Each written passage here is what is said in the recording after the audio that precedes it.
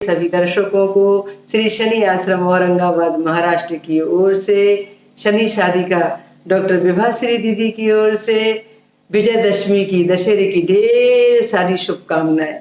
आपको ज्ञात ही है कि यह दशहरे का दिन अन्याय पर न्याय की जीत के लिए, असत्य पर सत्य की जीत के लिए, आसुरी शक्तियों पर हम देव शक्तियों की विजय प्राप्ति के लिए मनाते हैं। आपको पता ही है कि दशहरे के दिन भगवान राम ने रावण का वध किया था और असुरी शक्तियों पर विजय प्राप्त हुई थी। इससे संबंधित एक छोटे से प्रसंग के द्वारा मैं आपको आज का एक शुभ संदेश देना चाहती हूँ। जब रावण का वध हुआ तब रावण ने मन में एक भाव बनाया कि मैं जीवन के अंतिम समय में भगवान राम के दर्शन करना चाहता हूँ और राम से एक प्रश्न करना चाहता हूँ। रावण की इच्छा का ख्याल रखते हुए भगवान राम ने रावण के पास जाकर उसे दर्शन दिए। तो रावण ने भगवान राम से पूछा कि मुझे आपसे सिर्फ एक प्रश्न का जवाब चाहिए। आप परमात्मा हैं, आप मेरे प्रश्न का जवाब जरूर दीजिए।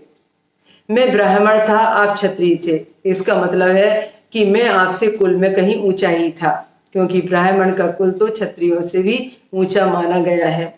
मैं महापंडित ज्ञानी था, मुझे चारों वेद याद थे और मैं धर्म शास्त्र का ज्ञाता था।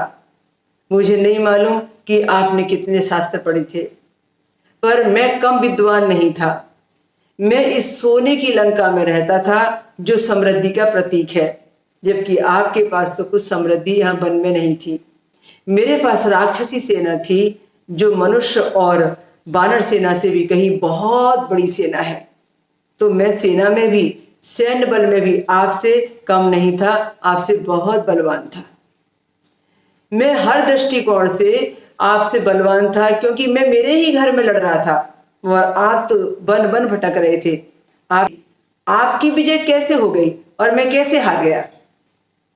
तब भगवान राम ने कहा, रावण, तुम्हारे प्रश्न का एक ही जवाब है कि मैं चरित्रवान और तुम चरित्रहीन।